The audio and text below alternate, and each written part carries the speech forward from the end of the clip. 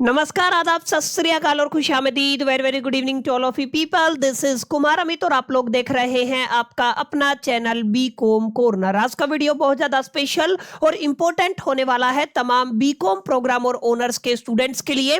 उम्मीद करता हूं आप सभी इस वीडियो लेक्चर के दरमियान मेरे साथ आखिरी तक बने रहेंगे। और हाँ, अगर आपको ये वीडियो हेल्पफुल लगता है, कंटेंट यूजफुल लगता है, तो इस वीडियो को लाइक करके अपने तमाम दोस्तों के साथ शेयर जरूर करेंगे। तो विदाउट वेस्टिंग टाइम चलिए शुरू करते हैं। डियर फ्रेंड्स, जैसा कि आप सभी जानते हैं, आज की वीडियो के अंदर हम लोग चर्चा करने वाले हैं आपके one of the most important subject cost accounting के सेकंड चैप्टर को लेकर के। हालांकि हमारा ये सेकंड चैप्टर से जुड़ा हुआ सेकंड क्लास रहेगा। इससे पहली क्लास के अंदर हम लोगों ने काफी डिटेल में जाकर के कॉस्ट के मीनिंग को अंडरस्टैंड किया था और हम लोगों ने समझा था कॉस्ट असर्टेनमेंट का क्या मतलब होता है। इन दोनों चीजों को समझने के बाद हम लोगों ने देखा कि जब भी आप लोग एलिमेंट्स ऑफ कॉस्ट की बात करते हैं तो दो तरीके से आप लोग क्लासिफाई करते हैं। एक आपका डायरेक्ट क्लासिफिकेशन आ जाता है, एक आपका इनडायरेक्ट क्लासिफिकेशन आ जाता है। जहां पे आप लोग डायरेक्ट कॉस्ट की बात करते हैं, इनडायरेक्ट कॉस्ट की बात करते हैं। और डायरेक्ट कॉस्ट के अंदर हम लोगों ने प्राइम और फ्लैट कॉस्ट को भी पढ़ लिया था। इसके अलावा अगर आप लोग इनडायरेक्ट कॉस्ट की बात करते हैं तो यहां पे हम लोगों ने बुनियादी तौर पे ओवरहेड्स के मीनिंग को थोड़ा थोड़ा डिस्कस किया था। इसके अलावा हम लोगों ने एक कंपैरिजन देखा था डायरेक्ट मटेरियल इनडायरेक्ट मटेरियल के बीच में क्या होता है, डायरेक्ट लेबर इनडायरेक्ट लेबर के बीच में क्या कंपैरिजन होता है, और आपका डायरेक्ट और इनडायरेक्ट ओवरहेड के बीच में क्या कुछ डिफरेंस होता है। इन तमाम चीजों की जानकारी हम लोगों ने अपनी लास्ट क्लास के दरमियान ले ली थी। आज की क्लास सेकंड के अंदर हम लोग काफी डिटेल में जाकर के, काफी गहराई में जाकर के आपके one of the most important topic को कंप्लीट करने वाले हैं। आज की क्लास का एजेंडा रहेगा कॉस्ट शीट को समझना।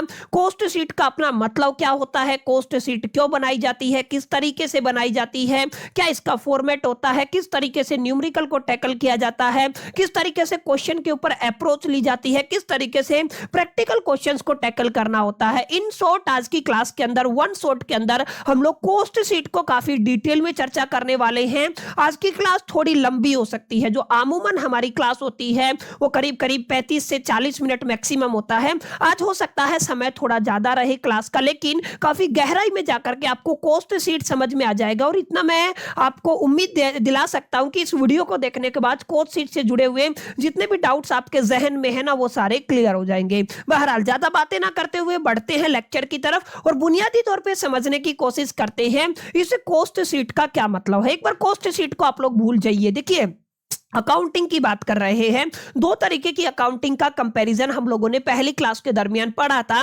पहला जो अकाउंटिंग था वो फाइनेंशियल अकाउंटिंग था, दूसरा आपका कॉस्ट अकाउंटिंग था। तो बुनियादी तौर पे आपको यह समझना है, जब भी फाइनेंशियल अकाउंटिंग की बात करते हैं तो फाइनेंशियल अकाउंटिंग के अंदर भी हम लोग आमूमन आपके प्रॉफिट एंड लॉस अकाउंट को प्रिपेयर करते हैं। सिमिलर पैटर्न आपको कॉस्ट अकाउंटिंग के अंदर भी देखने को मिलता है, लेकिन बुनियादी तौर पर एक फर्क होता है जो फाइनेंशियल अकाउंटिंग के प्रॉफिट एंड लॉस अकाउंट को कॉस्ट अकाउंटिंग के प्रॉफिट एंड लॉस अकाउंट से जुदा करता है। सर क्या बोल रहे हो, कुछ नहीं समझ में आ रहा? आप ध्यान दीजिएगा जो बातें मैं आपको बता रहा हूं। सर मैंने आपको बताया हमारे पास एक अकाउंटिंग होती है जिसको आप लोग क्या कहते हो, फाइनेंशियल अकाउंटिंग कहते हो, वर्सेस हम लोग किसकी बात कर रहे हैं, आपके कॉस्ट अकाउंटिंग की बात कर रहे हैं। समझना क्या है सर, समझना ये है, फाइनेंशियल अकाउंटिंग के अंदर भी हम लोग क्या निकालते हैं, प्रॉफिट एंड लॉस अकाउंट बनाते हैं। माने यहां पे भी आप लोग क्या बनाते हो, यहां पे भी आप लोग पी एंड एल अकाउंट बनाते हो, और यहां पे कॉस्ट अकाउंटिंग के अंदर भी हमें क्या बनाना होता है, पी एंड एल अकाउंट बनाना होता है। माने प्रॉफिट एंड लॉस अकाउंट यहां पे भी बनता है, यहां पे भी प्रॉफिट एंड लॉस अकाउंट बनता है। लेकिन एक फैक्टर ऐसा है जो आपका जुदा कर देता है, दोनों को डिफरेंशिएट कर देता है। माने एक फैक्टर के बिहा पे हम लोग बड़े प्यार से ये कंक्लूड कर सकते हैं कि ये जो आपका प्रॉफिट एंड लॉस अकाउंट बनाया हुआ है, ये कॉस्ट अकाउंटिंग के अंदर बनाया हुआ है या फाइनेंशियल अकाउंटिंग के अंदर बनाया हुआ है। ध्यान दीजिएगा, जब भी आप लोग profit and loss account in the cost accounting की बात करते हैं तो इसका मतलब वही होता है जो आज की क्लास का एजेंडा है। माने कॉस्ट शीट का मतलब क्या होता है, कॉस्ट शीट का मतलब होता है एक तरीके से मोटा मोटा आमूमन आप लोग ये समझ सकते हैं profit and loss account in the cost accounting. समझ में आया? अब मैं आपको एक बहुत जरूरी डिफरेंस बताने वाला हूं फाइनेंशियल अकाउंटिंग के अंदर और कॉस्ट अकाउंटिंग के प्रॉफिट एंड लॉस अकाउंट के अंदर। देखिए यहां पे जितने भी एक्सपेंस है ना सभी को इंक्लूड करके चलेंगे, यानी कि जितने भी एक्सपेंस होंगे ना सब इंक्लूड होंगे। समझ में आया? और जो यहाँ पे प्रॉफिट एंड लॉस अकाउंट बनाया जाता है वो आपके ओवरऑल बिजनेस के प्रोस्पेक्टिव में बनाया जाता है, यानी आप लोग क्या कह सकते हैं, आपका ओवरऑल बिजनेस का एक क्राइटेरिया होता है। पूरे बिजनेस का profit and loss account financial accounting के अंदर बनाया जाता है, लेकिन यहाँ पे कॉस्ट अकाउंटिंग के अंदर जो भी आप लोग P&L अकाउंट बनाएंगे या कॉस्ट शीट बनाएंगे उसका ताल्लुकात केवल और केवल आपके किसी एक स्पेसिफिक प्रोडक्ट से रहने वाला है, या आप लोग प्रोडक्शन प्रोसेस की भी बात कर सकते हैं या उसके प्रोसेस से जुड़ा हुआ रहेगा।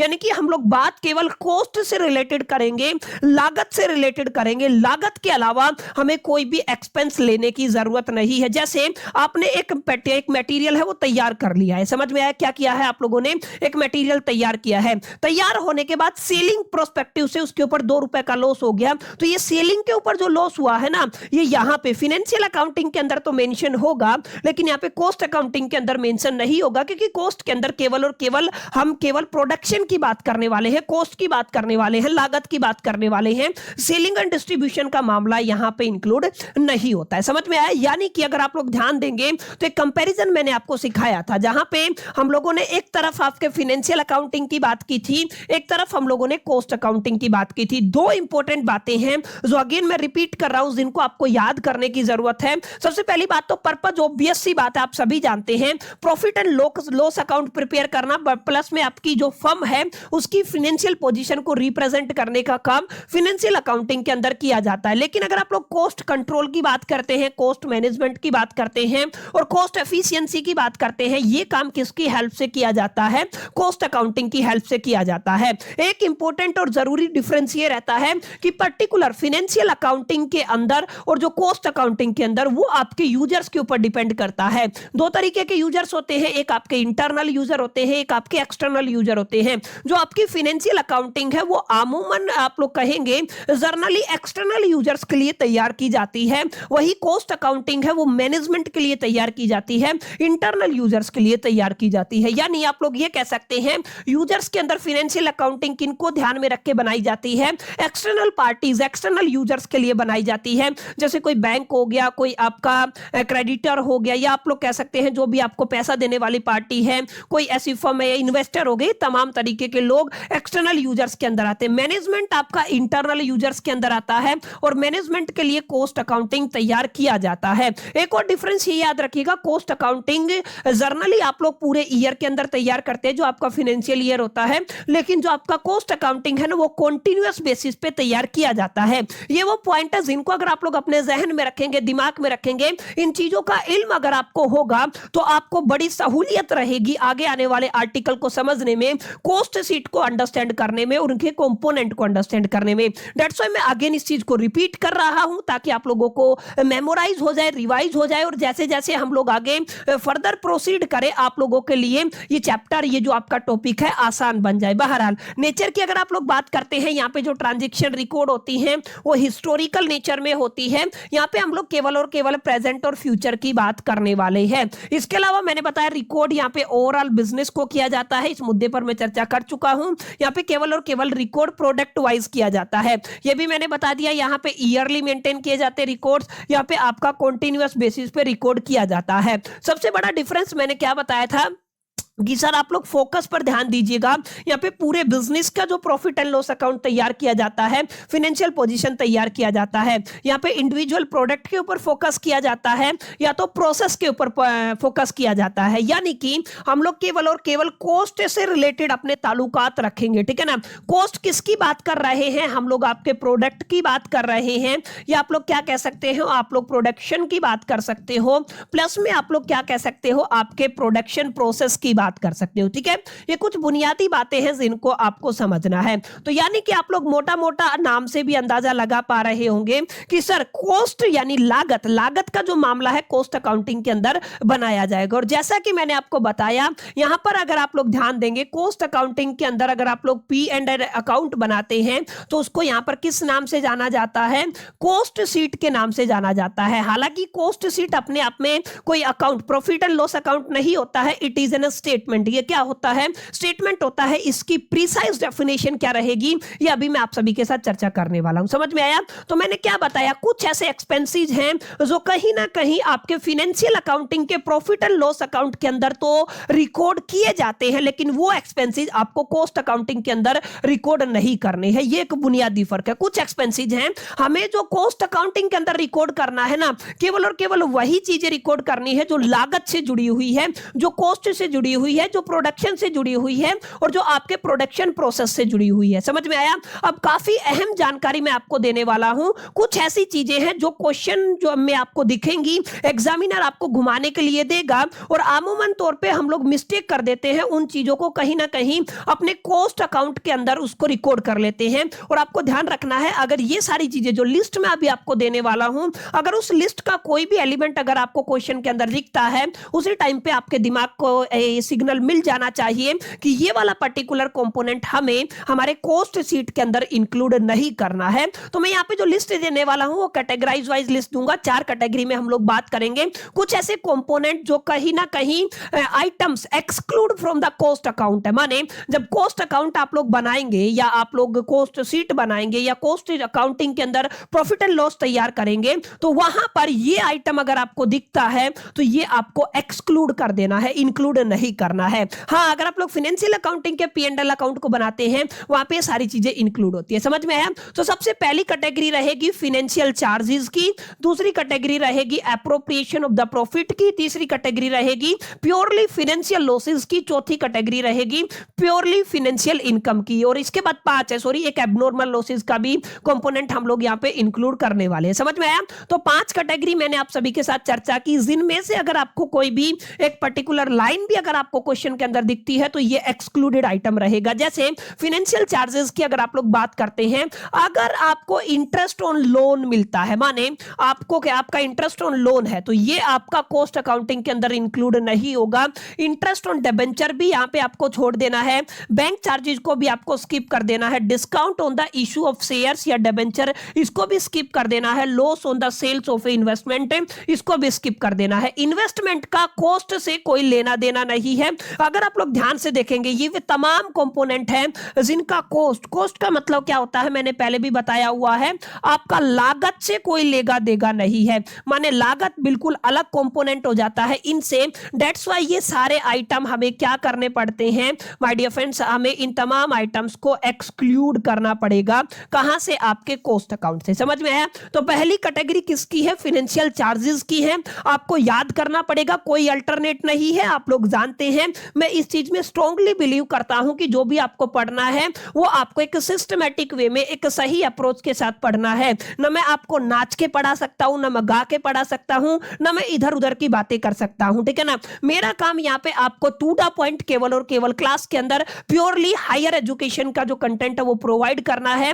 और मैं इस चीज में भी स्ट्रांगली बिलीव करता हूं कि आप लोग इसको अच्छे से याद करें, लिख लिख के देखें। केवल यही तरीका है। ह्यूमन ब्रेन के पास ये टेंडेंसी होती है कि जब मल्टीपल टाइम हम उसको कोई चीज पढ़ाते जस्ट लाइक द मशीन, तो वो उसके अंदर रिटेन होती है। रिटेंशन का केवल एक ही तरीका है, लिख लिख करके देखें और रिकॉल करते रहे बस। अगर आप लोग चाहते कोई ट्रिक है तो सर मेरे पास ऐसी कोई ट्रिक नहीं है, कोई और टीचर हो सकता है आपको इसके लिए ट्रिक बता दे। लेकिन अगर आप लोग एग्जामिनेशन के पॉइंट ऑफ व्यू से और आफ्टर द ग्रेजुएशन के पॉइंट ऑफ व्यू से चाहते हैं कि ये टॉपिक आपकी फाउंडेशन स्ट्रॉन्ग बनाए, तो डेफिनेटली आपको केवल और केवल इसको अपने जहन में रखना पड़ेगा, पढ़ना पड़ेगा। और केवल एक ही समाधान है, that is the practice, practice and practice. और मैं इसको एक शब्द में डिफाइन करूं तो आप लोग ऐसे समझ सकते हैं, आप लोगों को हार्ड वर्क करना है। हार्ड वर्क नहीं करना है, मेरे हिसाब से आपको इंटेंस हार्ड वर्क करना है, आपको प्रचंड पुरुषार्थ करना है। और उसके साथ भी एक शब्द आप लोग जोड़ लीजिएगा, कंसिस्टेंट इंटेंस हार्ड वर्क। माने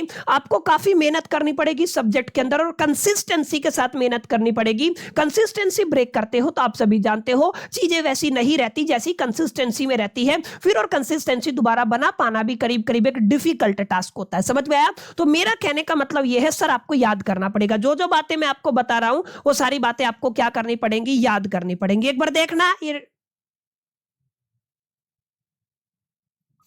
ठीक है, तो आई होप कि इतनी बातें आपको समझ में आई होंगी कि ये जो आपको क्लैरिटी है मिल गया होगा। तो पहली कैटेगरी हमारे फिनेंशियल चार्जेस की रहने वाली है। फिनेंशियल चार्जेस के अंदर हम लोगों ने क्या देखा, हम लोगों ने देखा ये वो आइटम है जो एक्सक्लूड करके चलने हैं, कहां से, आपके कॉस्ट अकाउंट से। क्लियर, आई होप कि उम्मीद करता हूं पहली कैटेगरी आपको समझ में आई होगी। यहां तक आपको एक अंडरस्टैंडिंग हुई होगी कि कौन कौन से आइटम है जिनको एक्सक्लूड करके चलना है। कॉस्ट अकाउंटिंग पर जब हम लोग जाएंगे तो हमें इस चीज को अच्छे से प्रिपेयर कर लेना है। लैग कर रहे हैं, समझ में आया? आई होप कि उम्मीद करता हूं माय डियर फ्रेंड्स चीजें यहां तक क्लियर रही होंगी। अगली कैटेगरी की तरफ बढ़ते हैं। This category is known as appropriation of the profit. किसकी बात कर रहे हैं? एप्रोप्रिएशन ऑफ द प्रॉफिट, जहां पे आप लोग इनकम टैक्स की बात कर लीजिए, डिविडेंड पेड की बात कर लीजिए, ट्रांसफर ऑफ रिजर्व की बात कर लीजिए, डोनेशन एंड चैरिटी की बात कर लीजिए, bonus to the shareholder की बात कर लीजिए। ये अगेन ये सारे कंपोनेंट है, ये क्या किए जाते हैं?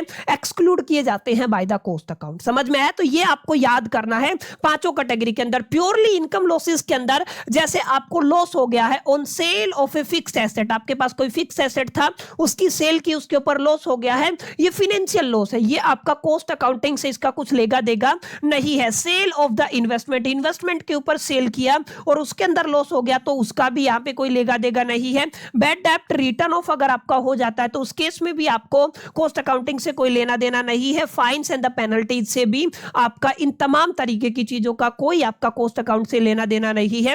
दैट्स व्हाई इनको एक्सक्लूड करके चलना है। प्योरली फाइनेंशियल इनकम की बात करें तो इंटरेस्ट अगर आपको रिसीव हुआ है, डिविडेंड रिसीव हुआ है, रेंट रिसीव हुआ है, प्रॉफिट हुआ है सेल करने पर एसेट को, या कमीशन रिसीव हुआ है, ये तमाम चीजें अगेन क्या रहेंगी माय डियर फ्रेंड्स? ये आपकी एक्सक्लूडेड रहेंगी। कहां से एक्सक्लूडेड रहेंगी? From the cost account. Clear है? आप लोगों को याद रखना, ठीक है? तो काफी अहम जानकारी मैंने आपको दी है। लास्ट एंड फाइनल पर चर्चा कर लेते हैं। इसको आप लोग एबनॉर्मल लॉसेस के नाम से जानते हैं। लॉस बाय द फायर हो गया है, थेफ्ट लॉस हो गया चोरी होने की वजह से, फ्लूड और एक्सीडेंट लॉस हो गया है, या फिर स्ट्राइक लॉस हो गया है। ये तमाम तरीके की चीजें अगेन क्या रहेंगी? एक्सक्लूडेड रहेंगी, ठीक है? तो आपको ये याद रखना है। तो माय डियर फ्रेंड्स ये 5 कैटेगरी हैं जिनको आपको अपने जहन में रखना है, अपनी कॉपी में लिख लीजिएगा और इनको याद कर लीजिएगा। हर बार एग्जामिनेशन के अंदर जो आपको प्रैक्टिकल क्वेश्चन कॉस्ट शीट से देखने को मिलेगा, वहां पर इनके अंदर से एक एलिमेंट पक्का देगा, और वहां पर वो एलिमेंट के अंदर अगर आपने मिस्टेक कर दिया तो आपका फाइनल आंसर गड़बड़ा जाएगा, फाइनल आंसर के अंदर मिस्टेक हो जाएगा। और अगर फाइनल आंसर के अंदर मिस्टेक हुआ तो आप लोग सोच लीजिए 15 या 18 नंबर का जो न्यूमेरिकल आएगा उसके अंदर आपका पूरा का पूरा मामला खराब हो जाएगा, सारे नंबर आपके कटने वाले हैं। तो मेरी कोशिश रही है, सारी चीजों को मैंने आपको सिस्टमेटिक वे में आपको प्रोवाइड कर दिया, विद द कैटेगरी प्रोवाइड किया, ताकि आप लोग जब इसको याद करें ना तो किसी एक पैटर्न को एनालिसिस करके आप लोग समझ जाए इसको इंक्लूड करके चलना है या एक्सक्लूड करके चलना है, ठीक है? तो आई होप कि अभी तक की बातें आपको क्लियर रही होंगी। अभी तक की बातों में हम लोगों ने बुनियादी तौर पे कॉस्ट अकाउंटिंग के P&L अकाउंट या कॉस्ट शीट को, और दूसरा क्या है फिनेंशियल अकाउंटिंग के प्रॉफिट एंड लॉस को समझा। उसके अलावा हम लोगों ने देखा कौन कौन से ऐसे आइटम हैं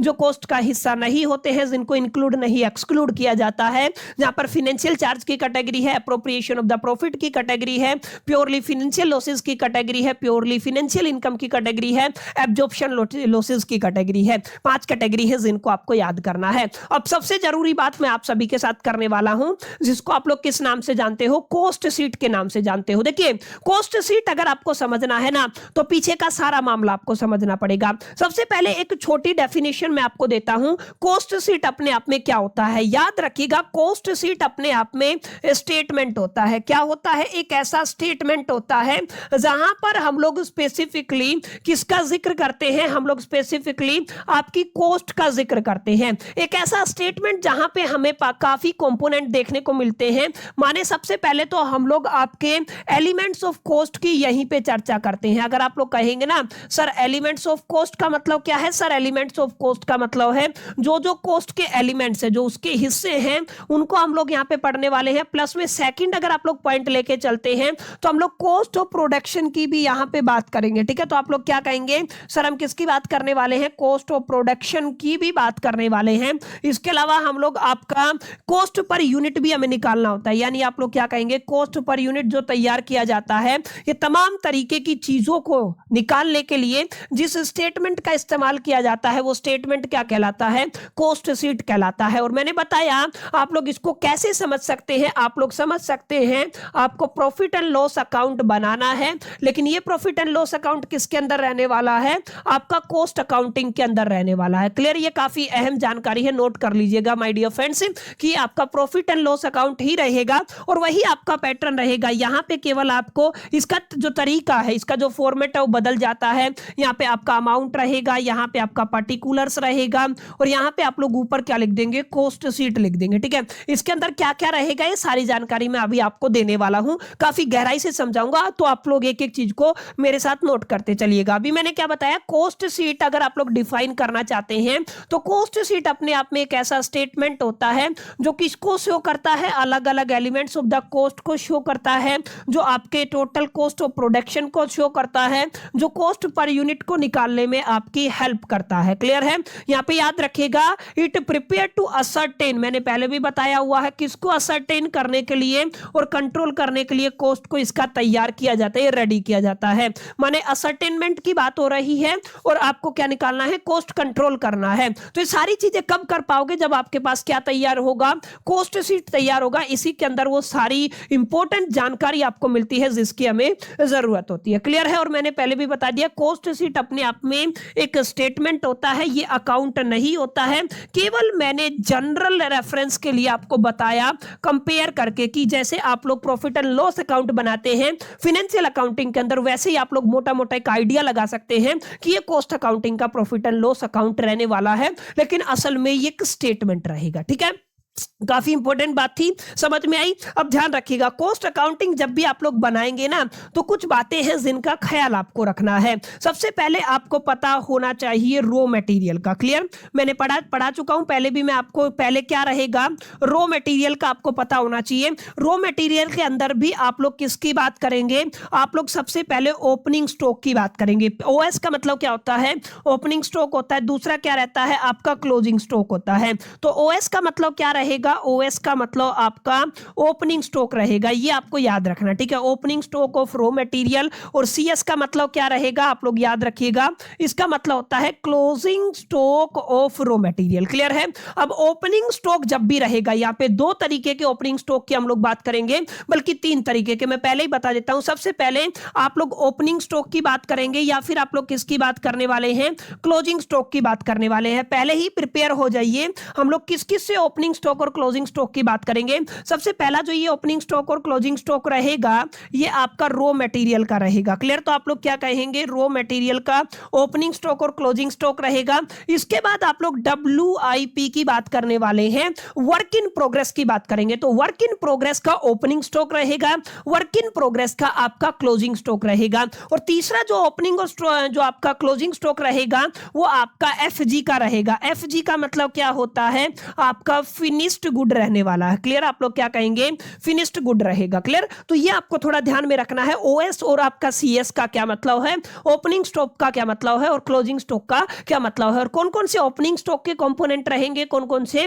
क्लोजिंग स्टॉक के कंपोनेंट रहेंगे। समझ में आया। और अगर आप लोग कॉस्ट शीट तैयार करेंगे तो टोटल 6 ऐसी चीजें हैं जो हमें बुनियादी तौर पे whatever the situation, whatever the circumstances निकालनी ही होंगी। कितनी तरीके की चीजें हैं, 6 तरीके की। फॉर्मेट पे नहीं आया हूं, अभी मोटा मोटा रफली आइडिया दे रहा हूं। ठीक है ना, 6 कंपोनेंट कौन कौन से हैं ये आपको थोड़ा सा समझने की जरूरत है। सर हम किसकी बात कर रहे हैं, सर हम आपके कॉस्ट शीट की बात कर रहे हैं। और कॉस्ट शीट के अंदर मैंने क्या बताया कि सर आपको एक ओपनिंग स्टॉक पर काम करना है, एक आपका क्लोजिंग स्टॉक पर काम करना है। तो ओपनिंग स्टॉक की मैंने बात की, उसके बाद हम लोगों ने क्लोजिंग स्टॉक की बात की। तो यहां पे मैंने बता दिया ओपनिंग स्टॉक, क्लोजिंग स्टॉक किन किन से जुड़ा हुआ रहने वाला है। आपका सबसे पहले तो रॉ मटेरियल से जुड़ा हुआ रहेगा, प्लस में ये आपका WIP वर्क इन प्रोग्रेस से जुड़ा हुआ रहेगा, प्लस में किससे जुड़ा हुआ रहेगा, फिनिश्ड गुड से जुड़ा हुआ रहेगा। क्वेश्चन सोल्व करते टाइम मैं कुछ इस तरीके से लिखूंगा। अगर आप लोग शॉर्ट एब्रिविएशन का इस्तेमाल करते हैं तो वर्किंग नोट के अंदर आप लोग मेंशन कीजिएगा, FG का ये फलाना मतलब है और आपका रॉ मटेरियल का ये मतलब है। ठीक है, तो ये आपका एक चीज हो गया। अब ध्यान रखिएगा, मैंने क्या बताया, 6 चीजें हमें कैलकुलेट करनी है। 6 कंपोनेंट आप लोग कह सकते हैं। आप लोग क्या कह सकते हैं, सर हमारे पास कितने कंपोनेंट रहेंगे? 6 कंपोनेंट रहेंगे, जहां पर पहला कंपोनेंट रहेगा हमारे पास, जिसको आप लोग क्या बोलते हो? प्राइम कॉस्ट बोलते हो। ठीक है, तो आप लोग इसको प्राइम कॉस्ट के नाम से भी जानते हो और इसको आप लोग फ्लैट कॉस्ट के नाम से भी जानते हो। ठीक है, तो प्राइम कॉस्ट या फ्लैट कॉस्ट आपको निकालना होगा, और एक बार प्राइम कॉस्ट और फ्लैट कॉस्ट आपका निकल जाता है तो उसके बाद आपको ग्रोस फैक्ट्री ओवरहेड अपनी, या ग्रोस जो आपका फैक्ट्री बोलते हो, क्या बोलते हैं आप इसको? ग्रोस फैक्ट्री कॉस्ट आपको निकालना होगा। तो सेकंड का ऑप्शन क्या रहेगा आपका? सेकंड ऑप्शन रहेगा सर हमें क्या निकालना है? ग्रोस फैक्ट्री आपका कॉस्ट निकालना है। क्लियर है? इसके बाद जो तीसरा कंपोनेंट रहेगा, ग्रोस से आप लोग कहां पे जाओगे? नेट फैक्ट्री कॉस्ट के ऊपर जाओगे। ठीक है, तो अगला कंपोनेंट क्या रहेगा? नेट फैक्ट्री कॉस्ट आपका रहने वाला है। इसके अलावा अगर आप लोग फोर्थ कंपोनेंट की बात करते हैं तो ये आपका कॉस्ट ऑफ प्रोडक्शन रहेगा। क्लियर? तो आप लोग क्या कहेंगे सर, ये क्या रहेगा आपका? इसको आप लोग किस नाम से जानने वाले हो? कॉस्ट ऑफ प्रोडक्शन के नाम से जानने वाले हो। अब इसके बाद जो पांचवा कंपोनेंट रहेगा उसको आप लोग कहोगे, आप लोग गुड्स ऑफ सोल्ड के नाम से, यानी आप लोग कहोगे कॉस्ट ऑफ गुड सोल्ड। क्या कहोगे? Cost of good sold. ठीक है ना, इसको COGS के नाम से जानते हो। फुल फॉर्म याद रखिएगा, इसका मतलब क्या होता है? Cost of good sold. ये आपका गुड्स कह दीजिए, ठीक है ना, गुड्स सोल्ड। ठीक है ना, ये कौन सा कंपोनेंट होता है? ये आपका पांचवा कंपोनेंट होता है। छठा कंपोनेंट आपका कॉस्ट ऑफ सेल रहेगा। क्लियर? तो आप लोग क्या कहेंगे? कॉस्ट ऑफ सेल आपको निकालना। ठीक है, तो काफी इंपॉर्टेंट बात मैंने आपको बताई है, सबसे इंपॉर्टेंट, जरूरी, और ये काफी अहम स्लाइड रहने वाली है। जब भी आप लोग कॉस्ट शीट की बात करने वाले हैं ना, तो हमें इन तमाम कंपोनेंट की जरूरत पड़ेगी। सबसे पहला कंपोनेंट प्राइम कॉस्ट रहने वाला है, second component gross factory cost रहने वाला है, तीसरा कंपोनेंट नेट फैक्ट्री कॉस्ट रहने वाला है, चौथा कंपोनेंट कॉस्ट ऑफ प्रोडक्शन रहेगा, पांचवा कंपोनेंट आपका कॉस्ट ऑफ गुड्स सोल्ड रहेगा, और छठा कंपोनेंट आपका कॉस्ट ऑफ सेल रहेगा। ठीक है, इसके बाद आप लोग बैलेंसिंग फिगर निकाल के प्रॉफिट एंड लॉस वाली चर्चा कर सकते हैं, लेकिन ये 6 चीजें आपको याद रखनी है, आपके जहन में होनी चाहिए, इनकी जरूरत काफी पड़ेगी, और यही आपका मेन एजेंडा रहने वाला है क्लास का, जिसके ऊपर आपको एक बड़ा न्यूमेरिकल, माय डियर फ्रेंड्स, आपको देखने को मिलेगा। क्लियर? तो आई होप कितनी बातें आपको समझ में आई होंगी। अब मैं काफी इंपॉर्टेंट जानकारी आपको देने वाला हूं, देखिएगा, यहाँ पे ध्यान दीजिएगा जो बातें मैं अभी आपको बताऊंगा। सर अगर आप लोग प्राइम कॉस्ट की बात करते हैं ना, तो प्राइम कॉस्ट के अंदर हम लोग सबसे पहले डायरेक्ट कंपोनेंट लेके चलते हैं। माने सबसे पहले हम लोग कहेंगे डायरेक्ट, अगर आपके पास मटेरियल है। क्लियर है? आप लोग क्या कहेंगे? अगर आपके पास क्या है? डायरेक्ट मटेरियल है। अगर आपके पास डायरेक्ट लेबर है तो ये कंपोनेंट भी यहाँ पे इंक्लूड किया जाता है। अगर आपके पास डायरेक्ट एक्सपेंसेस है, क्लियर, तो आप लोग क्या कहेंगे? अगर आपके पास डायरेक्ट एक्सपेंसेस है, इन सब का अमाउंट आप लोग क्या कर देंगे माय डियर फ्रेंड्स? टोटल कर देंगे। प्लस में आपको क्या करना है? आपको यहां पे प्लस कर देना है किसका? Opening stock of RM, raw material की मैं बात कर रहा हूं। ठीक है, तो आपको क्या करना है? यहां पे प्लस करना है, और अगर आपके पास क्लोजिंग स्टॉक है किसका? रॉ मटेरियल का, उसको माइनस कर देना है। अगर आप लोग यहां पे क्लोजिंग स्टॉक का जो आपका रॉ मटेरियल है उसको माइनस कर देते हैं, तो आपके पास जो नेट रिजल्ट आता है ना माय डियर फ्रेंड्स, वो क्या कहलाता है? वो आपका प्राइम कॉस्ट कहलाता है। कॉस्ट शीट के अंदर प्राइम कॉस्ट कैसे निकाला जाता है, ये काफी अहम जानकारी मैं आप सभी के साथ साझा कर रहा हूं, शेयर कर रहा हूं। समझ में आया? तो पहला कंपोनेंट समझ में आया, रॉ मटेरियल का ओपनिंग, किसी का भी ओपनिंग स्टॉक हो प्लस होएगा, किसी का भी क्लोजिंग स्टॉक हो माइनस होएगा, किसी का भी मतलब रॉ मटेरियल का होगा, वर्क इन प्रोग्रेस का होगा, और फिनिश्ड गुड का होगा। ये कंपोनेंट कब कहां पे ऐड होंगे, कब सब्ट्रैक्ट होंगे, ये एक अहम जानकारी है, इसको आप लोगों को थोड़ा ध्यान में रखना है। फॉर्मेट तो मैं बार बार आपको दिखा भी रहा हूं, ये फॉर्मेट है, ये याद कब होगा, ये कब आपके जहन में आएगा, अगर आप लोग देखेंगे तो बड़ा कॉम्प्लिकेटेड लगेगा, लेकिन जो टेक्निक्स मैं आपको बता रहा हूं, अगर वो आपने अपने जहन में रख ली ना, तो बड़े प्यार से, बड़े आराम से आप लोग तमाम चीजों को क्या कर पाएंगे?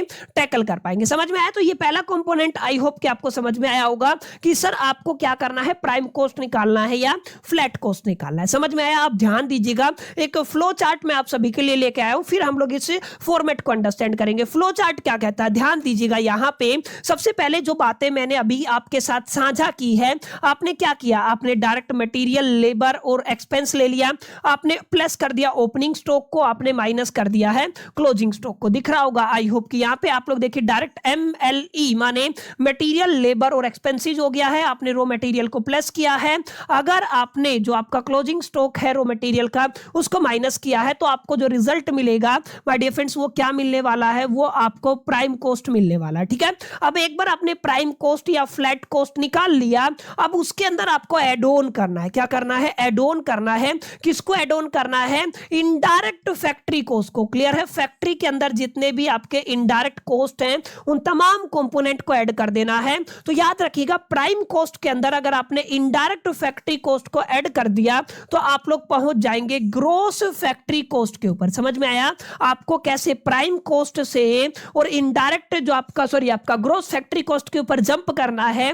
तो बीच में पड़ाव क्या रहेगा, इनडायरेक्ट फैक्ट्री कॉस्ट रहेंगे, इन सबको ऐड कर देना। ठीक है, और अगर आप एक बार ग्रॉस फैक्ट्री कॉस्ट के ऊपर चले गए तो यहां पे रखिएगा ग्रॉस और नेट के बीच में एक पड़ाव रहेगा जिसको आप लोग वर्क इन प्रोग्रेस की बात करते हैं, WIP की बात करते हैं। WIP का मतलब work in progress. Work in progress का ओपनिंग स्टॉक ऐड करना है, क्लोजिंग स्टॉक सब्ट्रैक्ट करना है। यहां पे देखिएगा अगर आप लोग ओपनिंग स्टॉक को क्या कर देते हैं, प्लस कर देते हैं, क्लोजिंग स्टॉक को माइनस कर देते हैं, किससे, ग्रॉस फैक्ट्री कॉस्ट से, तो आपको क्या मिल जाएगा, नेट फैक्ट्री कॉस्ट मिल जाएगा। आप ध्यान दीजिएगा यहां पे पहला कंपोनेंट क्या था, पहला कंपोनेंट आपका प्राइम कॉस्ट था, दूसरा कंपोनेंट क्या था आपका ग्रॉस फैक्ट्री कॉस्ट था, तीसरा कंपोनेंट भाई और बहनों क्या था आपका नेट फैक्ट्री कॉस्ट था। समझ में आया। तो यानी आप लोग क्या कह सकते हैं, आप लोग कह सकते हैं प्राइम कॉस्ट आपने निकाल लिया, उसके अंदर अगर आपने factory cost, indirect factory cost को ऐड किया तो ग्रॉस फैक्ट्री कॉस्ट बन जाएगा। ग्रॉस फैक्ट्री कॉस्ट के अंदर अगर आपने WIP का ओपनिंग स्टॉक ऐड किया,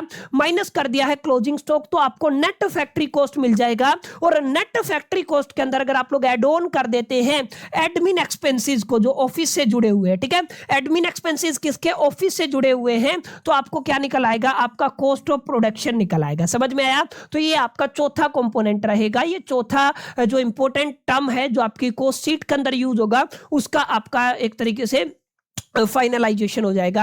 और जब आप एक बार कॉस्ट ऑफ प्रोडक्शन निकाल लेते हैं तो यहां पे फिनिश्ड गुड के ओपनिंग स्टॉक को प्लस कर दीजिए, फिनिश्ड गुड के क्लोजिंग स्टॉक को माइनस कर दीजिए, तो आपको मिल जाएगा कॉस्ट ऑफ गुड सोल्ड, जिसको आप लोग COGS के नाम से जानते हो।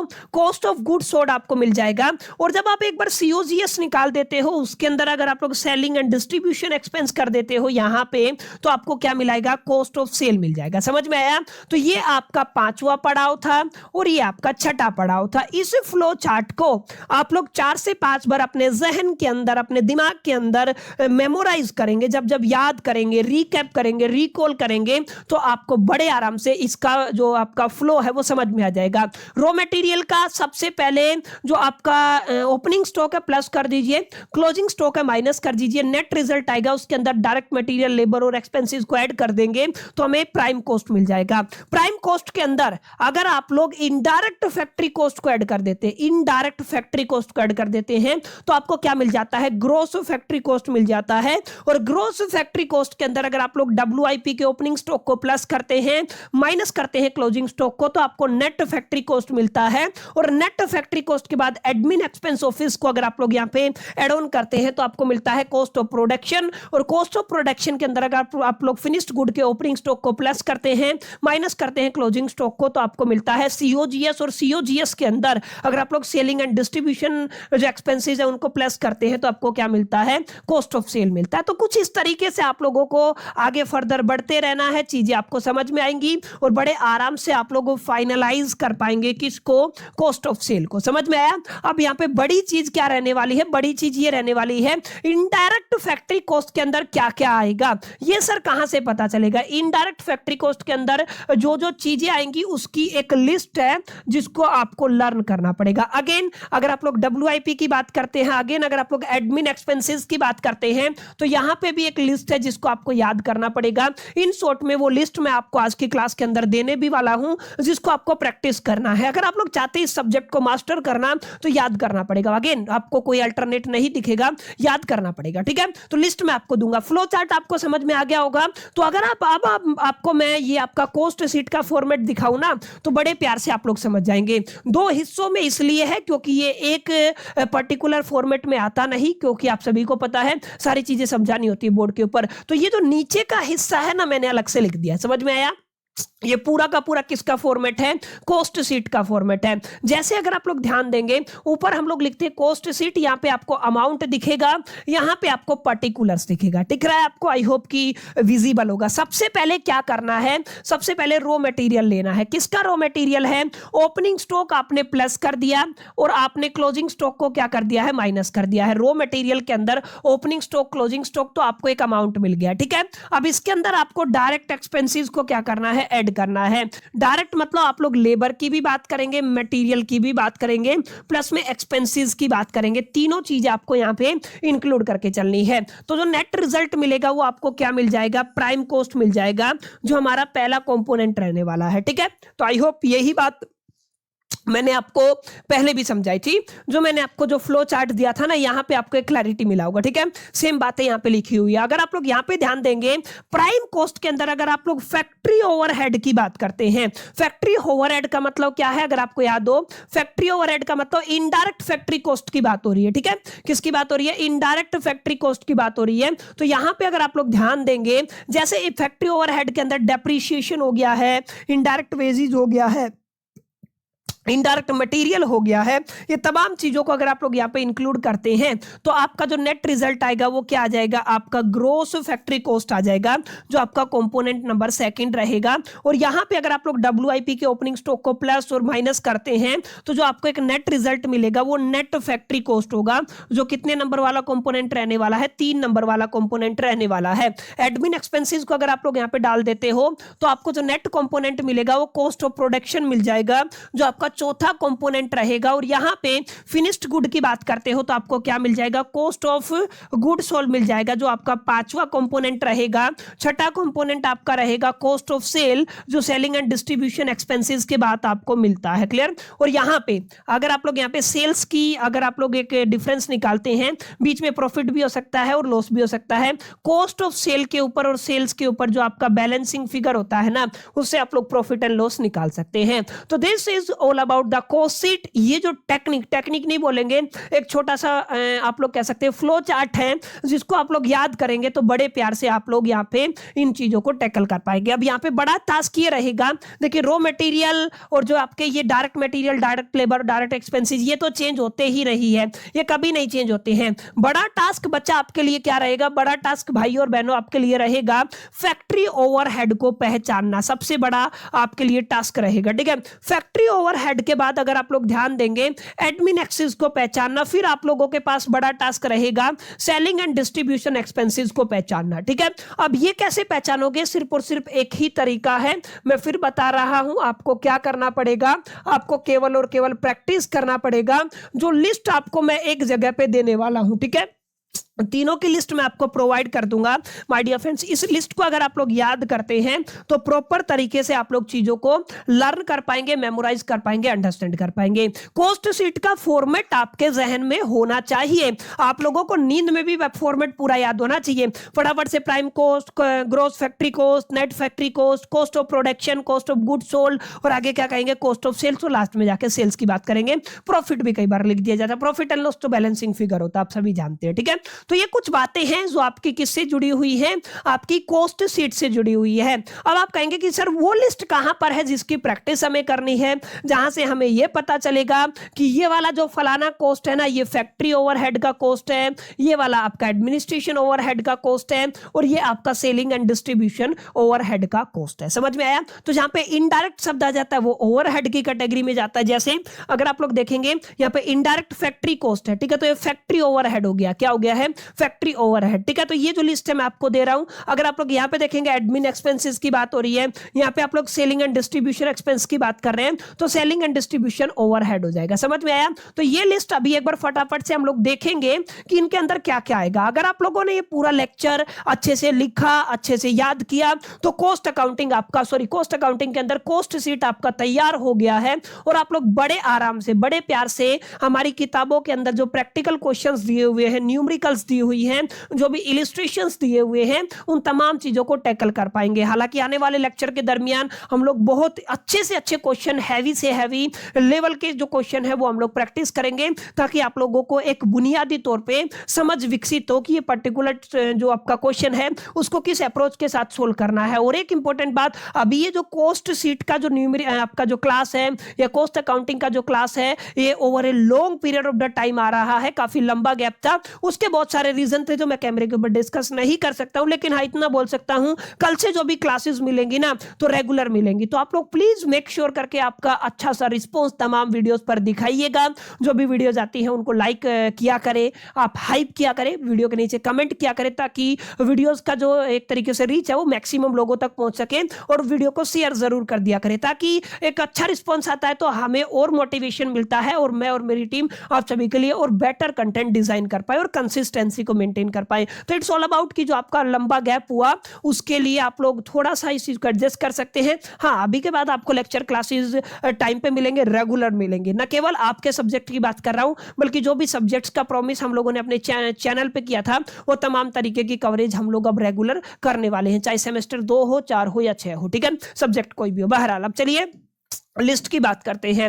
लिस्ट के अंदर क्या है, आपको क्या पढ़ना है, फैक्ट्री ओवरहेड को पढ़ना है। फैक्ट्री ओवरहेड के अंदर वैसे तो काफी कंपोनेंट है, मैंने तो लेकिन इस लिस्ट के अंदर 20 आइटम, सभी के अंदर मैंने कितने आइटम्स को इंक्लूड किया है, 20 आइटम्स को इंक्लूड किया है। एक बार मोटा मोटा रफली याद कर लीजिएगा। क्वेश्चन के अंदर 100% एक दिखेगा और आपको समझना है कि एग्जैक्टली किस कैटेगरी में जाएगा। जैसे अगर आपको ल्यूब्रिकेंट ऑयल दिखता है तो ये आपका फैक्ट्री ओवरहेड की कैटेगरी में जाता है। अगर आपको कॉटन वेस्ट दिखता है तो ये भी आपका उसी कैटेगरी में जाएगा। स्मॉल टूल्स है, जैसे हो गया नट हो गया, बोल्ट हो गया, पाना हो गया, प्लास हो गया, ये सभी चीजें कहां पे जाएंगी, ये फैक्ट्री ओवरहेड के अंदर जाएंगी। स्पेयर पार्ट्स कहां पे जाएगा, फैक्ट्री ओवरहेड के अंदर जाएगा। अच्छा, सुपरविजन सैलरी, आप सभी समझ गए होंगे, जो सुपरवाइजर होता है उसकी जो सैलरी है वो फैक्ट्री ओवरहेड्स के अंदर जाती है।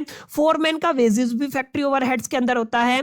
वॉचमैन का जो वेजेस है वो भी फैक्ट्री ओवरहेड के अंदर होता है। स्टोर कीपर की जो सैलरी है वो भी फैक्ट्री ओवरहेड के अंदर होती है। मेंटेनेंस स्टाफ वेजेस का भी जो आपका कंपोनेंट है वो फैक्ट्री ओवरहेड के अंदर होता है। और जो फैक्ट्री का रेंट और जो रेट्स हैं वो तमाम चीजें भी कहां पे इंक्लूड की जाती हैं, फैक्ट्री ओवरहेड्स के अंदर इंक्लूड की जाती हैं। अच्छा, पावर जैसे इलेक्ट्रिसिटी पावर वगैरह और जो फ्यूल है वो भी फैक्ट्री ओवरहेड्स के अंदर जाता है। मशीनरी का जो रिपेयरमेंट है वो भी फैक्ट्री ओवरहेड्स के अंदर जाएगा।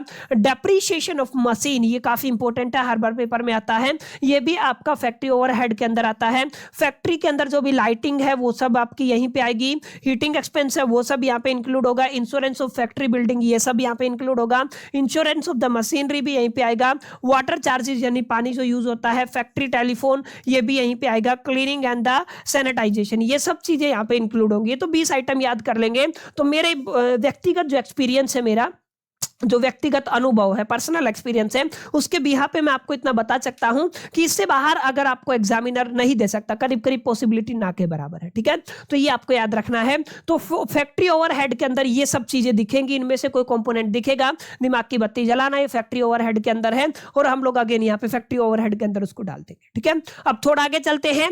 अगर आप लोग एडमिनिस्ट्रेशन ओवरहेड की बात करते हैं, ऑफिस की बात करते हैं, किसकी बात करने हैं, एडमिनिस्ट्रेशन एक्सपेंसेस की, ये वाली कैटेगरी जो है, ठीक है ना, इसकी अगर आप लोग बात करते हैं तो ऑफिस का रेंट हो गया है, ऑफिस के स्टाफ की सैलरी हो गई है, मैनेजर्स की सैलरी हो गई है, क्लरिकल वेजेस हो गया है, प्रिंटिंग एंड स्टेशनरी हो गया है, पोस्टेज एंड कुरियर हो गया है, टेलीफोन एंड इंटरनेट हो गया है, ऑडिट फीस काफी इंपॉर्टेंट बात है, लीगल फीस हो गया है, ऑफिस की लाइटिंग हो गई है, वहां पे वो आपके फैक्ट्री की लाइटिंग थी, यहाँ पे ऑफिस क्लीनिंग एक्सपेंसेस हो गए हैं, insurance of the office building हो गया है, depreciation of the office furniture हो गया है, बैंक चार्जेज हो गए हैं, जर्नल ऑफिस रिपेयर हो गया है, meeting and the conference expense हो गया, सब्सक्रिप्शन एंड द जर्नल्स हो गया है, सिक्योरिटी सर्विसेज हो गया है, ऑफिस रिफ्रेशमेंट हो गया है और मिसलेनियस ऑफिस एक्सपेंसेस हो गया है एंड ऑफिस क्लीनिंग एक्सपेंसेस हो गए हैं।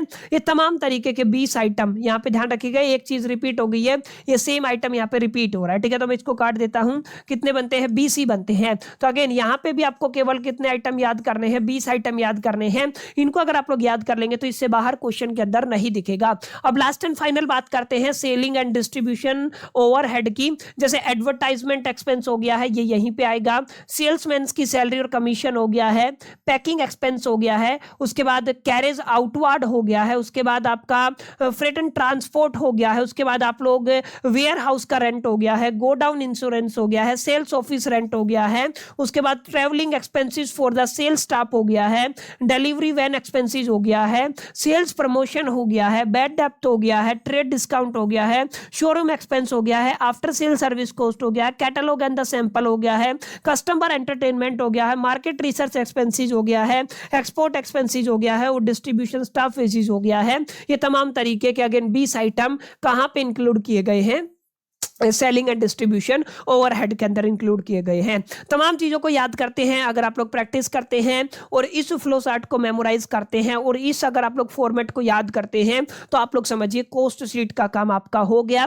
बड़े आराम से बड़े प्यार से आप लोग कोस्ट शीट को न केवल टैकल कर पाएंगे बल्कि आप अपनी फाउंडेशन को भी स्ट्रॉन्ग कर पाएंगे। तो my dear friends, it's all about the class number 2 जहां पर मैंने आपको पढ़ाया कि एग्जैक्टली कोस्ट शीट का अपना मीनिंग क्या होता है, किस तरीके से क्या क्या चीजें आपकी कोस्ट शीट के लिए जरूरी रहने वाली है।